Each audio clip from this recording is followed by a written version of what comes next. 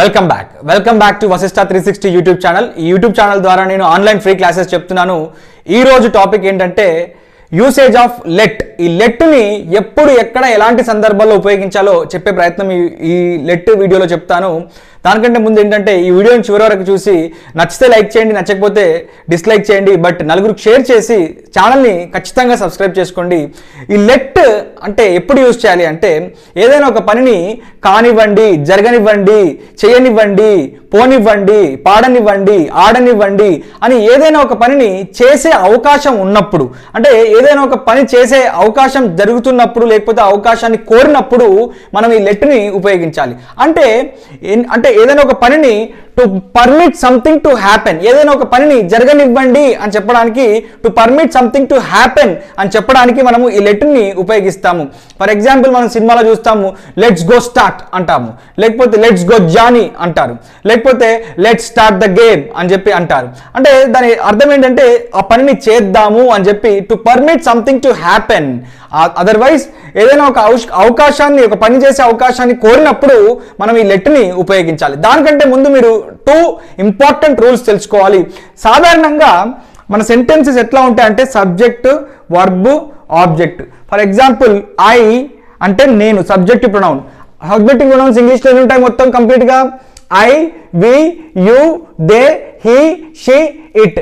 I అంటే నేను, వి అంటే మీరు, మనము, మేము, యు అంటే మీరు, దే అంటే వారు, హీ అంటే అతడు, షీ అంటే ఆమె, ఇట్ అంటే అది, ఇది అని మనం చెప్తాము.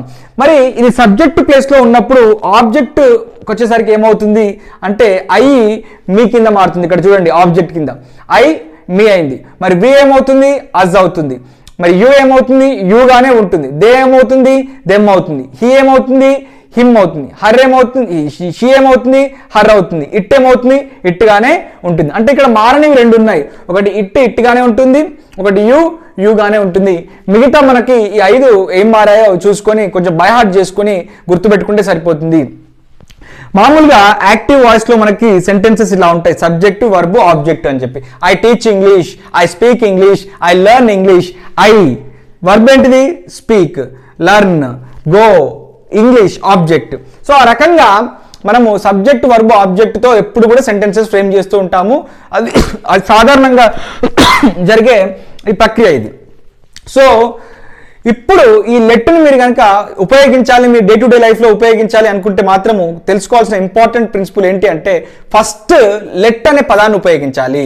అంటే కానివ్వండి అని చెప్పడానికి లెట్ అని ఉపయోగిస్తాం, చేయనివ్వండి అని చెప్పడానికి. తర్వాత ఆబ్జెక్ట్ ఉపయోగించాలి. ఇప్పటివరకు మనం ఉపయోగించింది ఏంటి? సబ్జెక్ట్. బట్ ఇక్కడ మనం ఉపయోగించాల్సింది ఆబ్జెక్ట్. తర్వాత వర్బును ఉపయోగించాలి. మరి వర్బును ఏ ఫామ్లో ఉపయోగిస్తారు? వర్బును ఎప్పుడు కూడా V1 ఫామ్లో ఉపయోగించాలి. So verb should always be used in V1 form. కొన్ని ఎగ్జాంపుల్స్ చెప్తాను చూడండి. ఇక్కడ లెట్ మీ గో, లెట్ వచ్చింది ఫస్ట్, తర్వాత ఆబ్జెక్ట్ మీ వచ్చింది. ఎందుకంటే ఐకి ఆబ్జెక్ట్ ఏంటి? మీ కదా. So let me go verb V1 ఫామ్లో వచ్చింది. నన్ను వెళ్ళనివ్వండి, లేకపోతే అతన్ని వెళ్ళనివ్వండి అని చెప్పాలనుకోండి, లెట్ హిమ్ గో. హీకి ఆబ్జెక్ట్ ఏంటి? హిమ్ కదా. సో లెట్ హిమ్ గో, మమ్మల్ని వెళ్ళనివ్వండి, లెట్ అస్ గో అని ఈ రకంగా చెప్పొచ్చు. ఇంకొక ఎగ్జాంపుల్, లెట్ మీ సీ, నన్ను చూడనివ్వండి, లెట్ మీ స్టార్ట్, నన్ను స్టార్ట్ చేయనివ్వండి, లెట్ మీ స్పీక్, నన్ను మాట్లాడనివ్వండి, లెట్ మీ లెర్న్, నన్ను నేర్చుకోనివ్వండి. ఆ రకంగా చెప్పాలి. లెట్ హర్ సిట్, మళ్ళీ చూడండి, లెట్ ఫస్ట్, హర్ ఏమో ఆబ్జెక్ట్, వర్బ్ మళ్ళీ V1 ఫామ్లో వచ్చింది. లెట్ హర్ సిట్, ఆమెను కూర్చొనివ్వండి. లెట్ హర్ సింగ్, ఆమెను పాడనివ్వండి. లెట్ హర్ ప్లే, ఆమెను పాడనివ్వండి. లెట్ హర్ గో, ఆమెను వెళ్ళనివ్వండి. లెట్ హర్ కమ్, ఆమెను రానివ్వండి.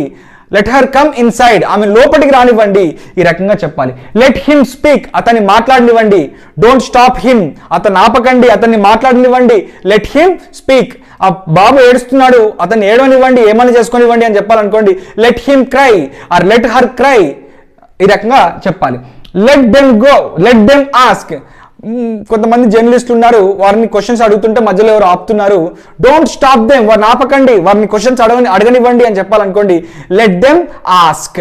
సో లెట్ అస్, ఎప్పుడైనా కానీ లెట్ అస్ వచ్చినప్పుడు లెట్స్ అని చెప్పి చెప్పాలన్నట్టు, లెట్స్ అని చెప్పి. ఓకే, సో లెట్ అస్ వచ్చినప్పుడు లెట్స్ అని చెప్పాలి. ఇది బాగా గుర్తుపెట్టుకోండి. Let's. Let's sing, let's go Johnny అంటారు. లెట్స్ గో అంటే వెళ్దాం, ఏదైనా ఒక పనిని చేద్దాం అని దాని అర్థం అన్నట్టు. లెటర్స్ సింగ్ అంటే మనం పాట పాడుదాం. లెటర్స్ లెర్న్ అంటే మనం నేర్చుకుందాం. లెటర్స్ స్పీక్ అంటే మనం మాట్లాడదాం. లెటర్స్ సిట్ అంటే మనం కూర్చుందాం. లెటర్స్ స్టార్ట్ అంటే మనం మొదలు పెడదాం అని దాని అర్థం. లెటర్స్ని లెట్స్ అని కూడా ఉపయోగించవచ్చు. ఈ రకంగా మనము చెప్పిన తర్వాత దీన్ని కాదు కుదరదు అని చెప్పడానికి డోంట్ కూడా యూజ్ చేయొచ్చు. ఫర్ ఎగ్జాంపుల్, నేను ఒక పనిని చేయనివ్వను, ఇప్పటివరకు చేయనివ్వండి అని చెప్పడానికి ఉంది కదా, మేము చేయనివ్వము అని చెప్పడానికి we don't let you go, we don't let, otherwise they don't let us speak, వారు మమ్మల్ని మాట్లాడనివ్వలేదు అని చెప్పడానికి కూడా ఈ రకంగా, నివ్వట్లేదు అని చెప్పడానికి కూడా మనము ఈ రకంగా చెప్పొచ్చు. డోంట్ అని యూజ్ చేసి చెప్పొచ్చు. ఈ వీడియో కనుక మీకు నచ్చినట్లయితే లైక్ చేయండి, నచ్చకపోతే డిస్లైక్ చేయండి. బట్ ఈ ఆబ్జెక్ట్స్ ఏంటో రాసుకోండి, ఈ ప్రిన్సిపల్స్, ఈ 3 రూల్స్ ఏంటో ఇవి కూడా రాసుకొని కొన్ని ఇదే రకంగా కొన్ని ఎగ్జాంపుల్స్ తీసుకొని మీరు రాసుకొని తెలుగులో ఇంగ్లీష్లో ప్రాక్టీస్ చేయండి. ఈజీగా ఉంటుంది. ఈ వీడియోని నలుగురితో షేర్ చేయండి. నచ్చితే లైక్ చేయండి, నచ్చకపోతే డిస్లైక్ చేయండి.